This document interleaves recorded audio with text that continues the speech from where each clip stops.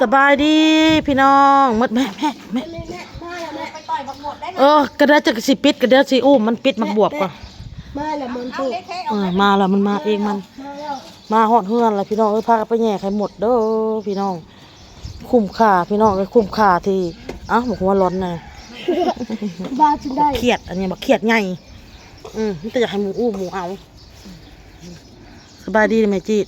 สบายดีคุ้มค่าบ่เมื่อนี่ออโต้มิตรหาใหม่มาต่อยมักบวบนะเบิ่งค่ะคุ้มค่าพี่น้องในการที่พากันไปแย่ป้าทุกยังออกได้หมดแล่นมาใส่บริยาทเลยลูกเฮาป้าทุกมันกัดเขาเลยในหูซึกพากันนั่งน้ำออกโชคเลยโชคหมดไตเลยฮะน้ำออกโชคหันคุกห้ำได้เขาแล้วเขาเดียว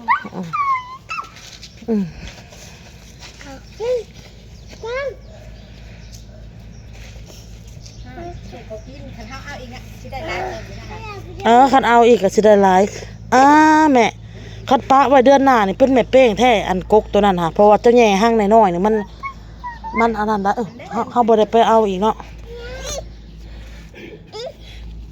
บุยละได้ผลได้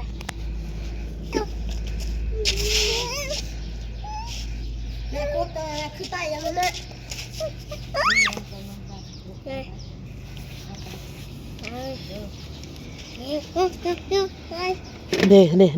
นับออกหมดเต็มเนี่ยบอลเอาน้องออกไปออกไปบักหญ้าจะบกมันบริจาคบริเจ็บอีกได้แม่หมุดกัดเห็ดยิบคอยิบออกอยู่ถ้าเจอลูกออกไวๆมันคอยิบออกอยู่หมดกัดแล้วห่านเห็นบอกมันกัดแล้วห่านยิบออกเบิ่งลูกหลานพี่น้องขี่ทาลาน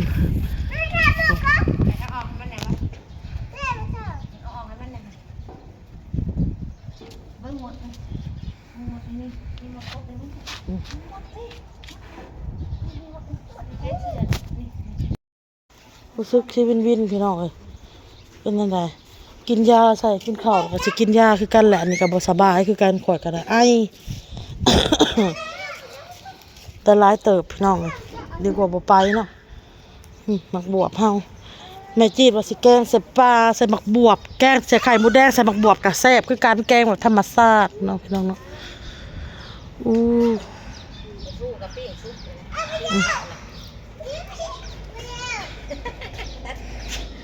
หมด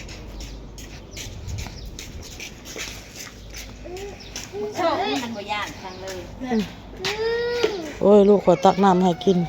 ทางนี้ก็อยากปันนี่สิไปเทใส่ทหารโน่กิน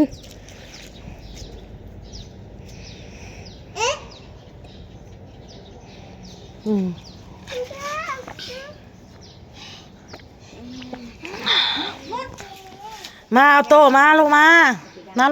ไว้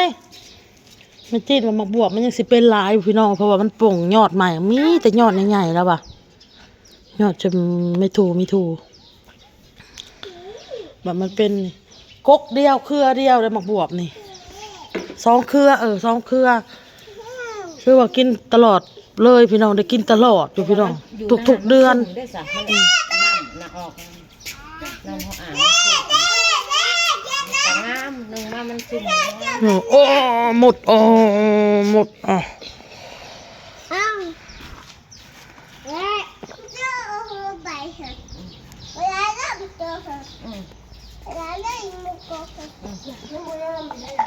มาแกะออกเสือในห่อนแล้วมาห่อนเพื่อนแล้วแกะไม่ใช่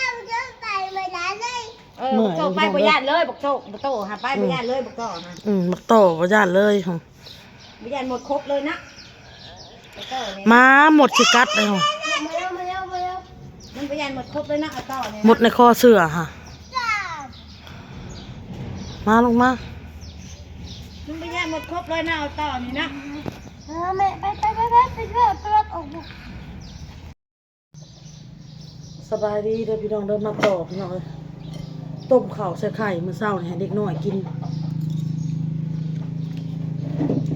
ก่อนก็มากินนั่นนี่แหละจามน้องบอลบ่ได้ไปโรงเรียนบ่สบาย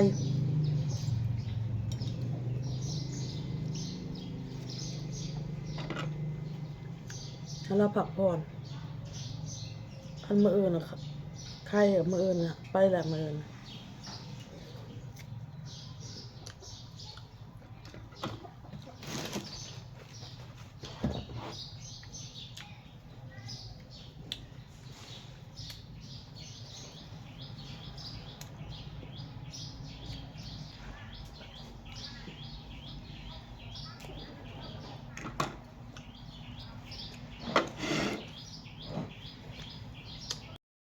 อ่ะน้อง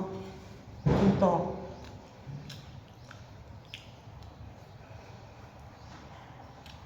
ข้าวต้ม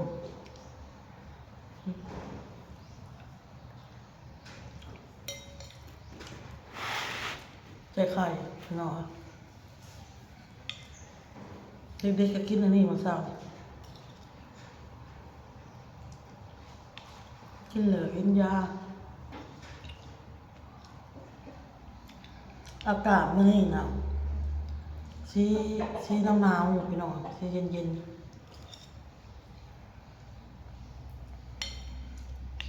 2-3มื้อหลังมาร้อนแท้ร้อนว่า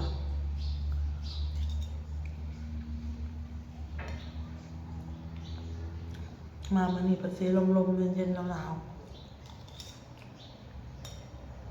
ๆคล้ายๆกับฝนที่ตกนี่นะเนาะมันหนาวแต่วันที่8 เดือน 3บ่พี่น้อง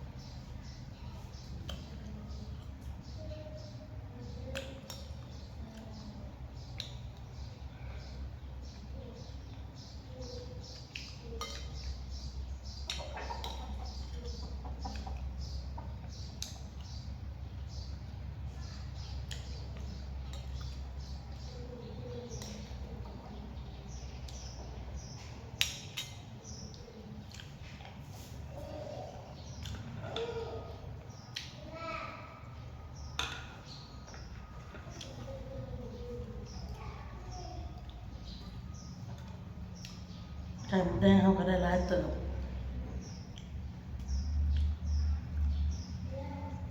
บอลไข่มดแดงอะยกมาไว้ในพี่แล้วลูกเอ้ยจักหน่อยไก่มันกินมันได้ไก่สะนะฮะ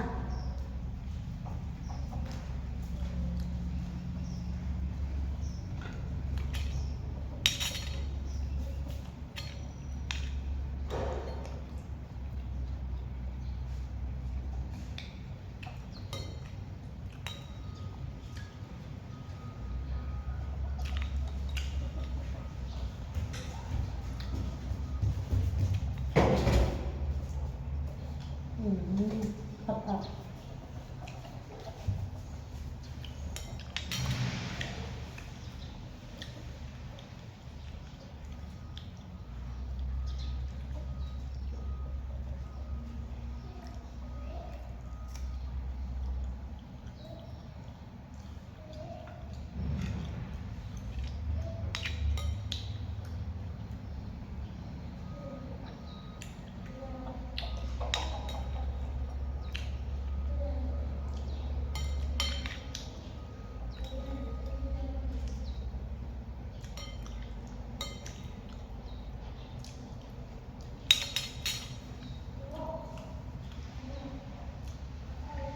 กินกับจามพี่น้องกินข้าวต้มกับจาม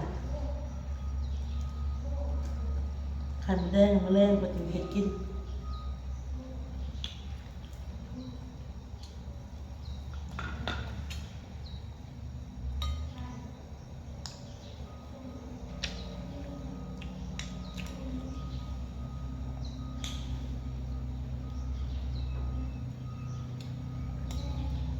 ไปเลยพี่น้อง